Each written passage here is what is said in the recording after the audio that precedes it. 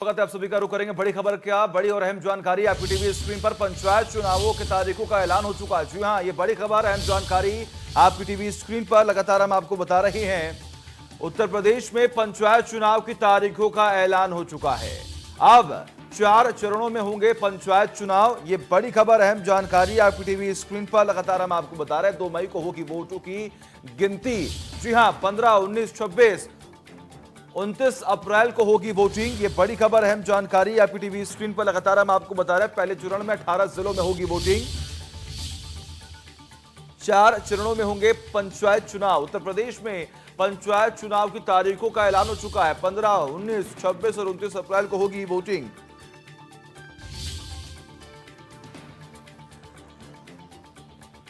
और तमाम जानकारी के लिए हमारे साथ हमारे सहयोगी विजय मिश्रा हमारे साथ जुड़े हुए हैं। विजय, पंचायत चुनाव की तारीखों का ऐलान हो चुका है। अब क्या कुछ अपडेट है इस पूरे मामले को लेकर? क्योंकि देखिए, पंचायत चुनाव को लेकर तमाम सरगर्मियां जो है वो बढ़ चुकी थी और हर एक प्रत्याशी या फिर कहें हर एक पार्टी जो है वो पुरजोर कोशिश कर रहा था अपना प्रमोशन के लिए।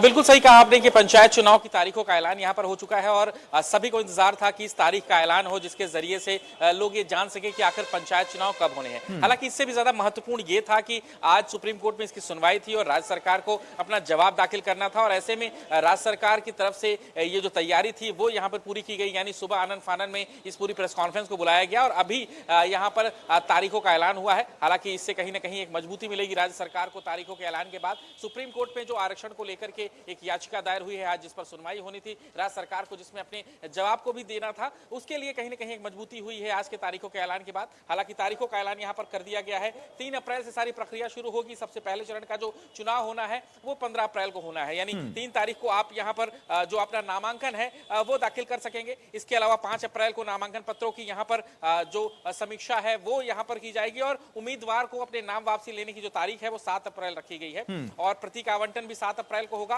15 अप्रैल को पहले चरण का मतदान होगा। यानी पहले चरण का जो मतदान है वो 15 अप्रैल को होगा। ठीक ऐसे ही 7 अप्रैल को दूसरे चरण का नामांकन पत्र की जो प्रक्रिया है वो शुरू होगी और 19 अप्रैल को दूसरे चरण का मतदान होगा। तीसरे चरण का जो मतदान है वो 26 अप्रैल को रखा गया है और आखिरी चरण यानी 29 तारीख को आखिरी चरण का मतदान यहां पर किया जाएगा। यानी पूरे 4 चरणों में इस पूरे मतदान प्रक्रिया को रखा गया है और 4 चरणों में सभी जिलों को यहां पर डिवाइड किया गया है, जो कि अभी थोड़ी देर पहले ही पंचायत चुनाव की प्रेस कॉन्फ्रेंस के दौरान बताया गया है। यानी पहले चरण में जो जिले लिए गए हैं मैं आपको बता दूं, सहारनपुर, गाजियाबाद, रामपुर, बरेली, हाथरस, आगरा, कानपुर नगर, झांसी, महोबा, प्रयागराज, रायबरेली, हरदोई, अयोध्या, श्रावस्ती, संत कबीर नगर, गोरखपुर, जौनपुर, भदोही। यानी ये पहले चरण के वो जिले हैं जहां पर चुनाव होगा 15 अप्रैल को और इन जिलों में सबसे पहले चुनाव होगा जिसकी अधिसूचना अभी थोड़ी देर पहले ही जारी कर दी गई है। हालांकि सबके बीच सबसे बड़ी हलचल सुप्रीम कोर्ट के आज फैसले को लेकर के थी। यानी सुप्रीम कोर्ट क्या निर्णय लेने वाला है, तो ऐसे में राज्य सरकार को मजबूती मिली है। यानी राज्य सरकार की तरफ से ये कहा जा सकता है कि जो आज तारीखों को लेकर के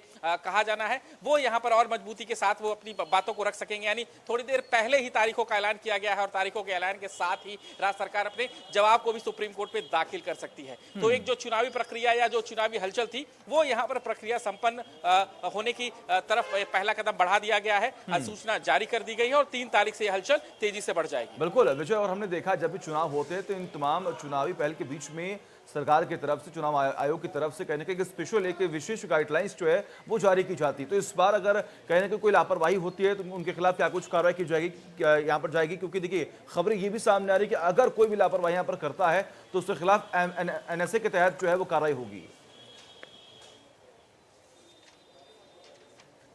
बिल्कुल, जो अभी तक हमें जानकारी मिल रही है उसके अनुसार जो बातचीत अभी हुई है कि सभी जिलों को ये जानकारी पहुंचा दी गई है। अधिसूचना की जानकारी सभी जिलों तक पहुंचा दी गई है। उनकी तैयारियों का जायजा पहले ही कंप्लीट कर लिया गया था और अब इन तारीखों के साथ में ही वो अपनी चुनावी तैयारियों में लग जाएंगे। यानी जो मेरे पास लिस्ट है उस लिस्ट के अनुसार सभी जो कृषि उत्पाद आयुक्त हैं, मुख्य सचिव पंचायती राज हैं, मुख्य सचिव गृह हैं, मुख्य सचिव माननीय मुख्यमंत्री हैं, मुख्य सचिव पंचायती राज हैं, निजी सचिव पंचायती राज है। यानी ये पूरी लिस्ट आप देख सकते हैं यहाँ पर मेरे पास है, जिन्हें इस बारे में बाबत जानकारी भेजी जा चुकी है। यानी पंचायत चुनाव की जो तैयारियों को लेकर के निर्वाचन आयोग की तरफ से जो सूचना जारी होनी है, सबको जानकारी जो देनी है वो वहां तक पहुंच गई है। यानी पंचायत चुनाव की तारीखें अब आ चुकी हैं, सूचना जारी हो चुकी है। अब जो भी प्रत्याशी हैं, जो भी प्रत्याशी चुनाव लड़ना चाहते हैं उसको यहाँ पर अपने तैयारियों के तहत अब वो आगे बढ़ सकते हैं। हालांकि आरक्षण को लेकर के अभी भी एक यहाँ पर सुनवाई सुप्रीम कोर्ट में हो रही है, वो बहुत ज्यादा महत्वपूर्ण है। हालांकि अब इस पूरे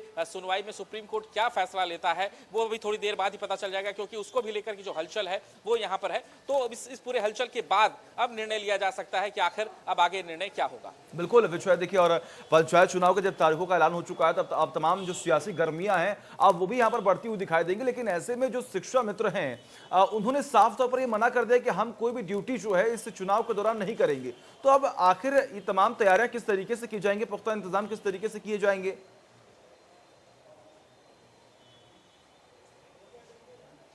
देखिए जाहिर है कि अब इसको लेकर के सरकार अपनी तरफ से कुछ कदम जरूर उठा सकती है, क्योंकि निर्वाचन आयोग के पास में काफी पावर्स होते हैं चुनाव के समय में। अब सरकार की तरफ से मांगा जाएगा कि भाई कौन लोग हैं जिन्हें ड्यूटी में लगाया जाए और किन लोगों के साथ में इस चुनावी प्रक्रिया को निभाया जाए। हालांकि 4 चरणों में होने की वजह से थोड़ी ये मदद जरूर मिलेगी कि जो कर्मचारी हैं उनको यहाँ से वहाँ भेजा जा सके, क्योंकि जो तारीख है उनमें भी गैपिंग है, 15/4/19 यानी 4 दिन की पूरी गैपिंग है। तो ऐसे में अगर अगले चरण में किसी को भेजना है, चुनावी प्रक्रिया में भेजना है, तो उसके लिए मैन पावर जो है वो जरूर लगेगा। लेकिन उतना ज्यादा मैन पावर अगर यही चुनाव 2 चरणों में होता है या 1 चरणों में होता है तो एक साथ मैन पावर लगता है। लेकिन 4 चरणों में होने की वजह से मैन पावर को डिवाइड किया जा सकता है। अब देखना यह है कि निर्वाचन आयोग किस तरह से इस पूरे चुनावी प्रक्रिया को निभाता है, क्योंकि जाहिर है कि शिक्षा मित्रों ने भी इस बात को बिल्कुल कहा था कि वो अब चुनावी प्रक्रिया में नहीं जाएंगे। अगर उनसे पढ़ाई का ही वर्क, पढ़ाई के तहत ही उनकी अगर सारी चीजें हुई है तो वो सिर्फ पढ़ाएंगे, इससे ज्यादा वो कुछ नहीं करेंगे। तो अब इसके लिए चुनाव आयोग ने अपनी व्यवस्था जरूर की होगी और इसी व्यवस्था के तहत ही 4 चरणों में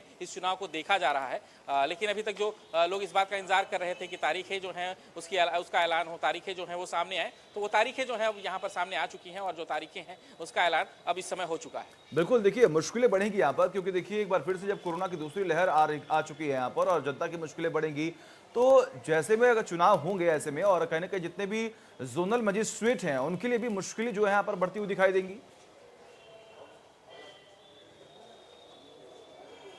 बिल्कुल सही कहा आपने कि यहाँ पर कोरोना की दूसरी लहर भी आई हुई है और ऐसे में इसके बीच में ही पंचायत चुनाव को पूरा करना है।